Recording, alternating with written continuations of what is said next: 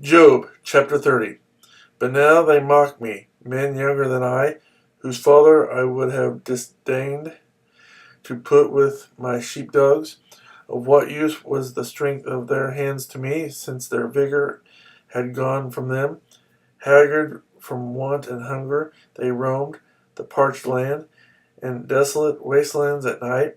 In the brush they gathered salt herbs, and their food was the root of the broom tree. They were banished from their fellow men, shouted at as if they were thieves. They were forced to live in the dry stream beds, among the rocks and in holes in the ground. They brayed among the brushes and huddled in the undergrowth. A base and nameless brood, they were driven out of the land. And now their sons mock me in song. I have become a byword among them. They detest me and keep their distance. They do not hesitate to spit in my face. Now that God has unstrung my bow and afflicted me, they throw off restraint in my presence. On my right, the tribe attacks. They lay snares for my feet. They build their siege ramps against me. They break up my road. They succeed in destroying me without anyone's helping them. They advance as through a gaping breach. Amid the ruins they come rolling in. Terrors overwhelm me. My dignity is driven away as by the wind. My safety vanishes like a cloud. And now my life ebbs away. Days of suffering grip me. Night pierces my bones. My gnawing pains never rest.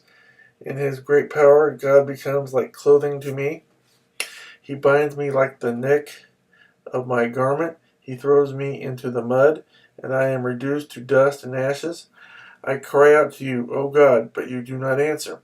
I stand up, but you merely look at me. You turn on me ruthlessly. With the might of your hand, you attack me. You snatch me up and drive me before the wind. You toss me about in the storm. I know you will bring me down to death, to the place appointed for all the living. Surely no one lays a hand on a broken man when he cries for help in his distress. Have I not wept for those in trouble? Has not my soul grieved for the poor? Yet when I hoped for good, evil came. When I looked for light, then came darkness. The churning inside me never stops. Days of suffering confront me. I go about blackened, but not by the sun. I stand up in the assembly and cry for help.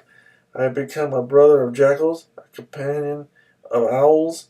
My skin grows black and peels. My body burns with fever. My harp is tuned to mourning, and my flute to the sound of wailing.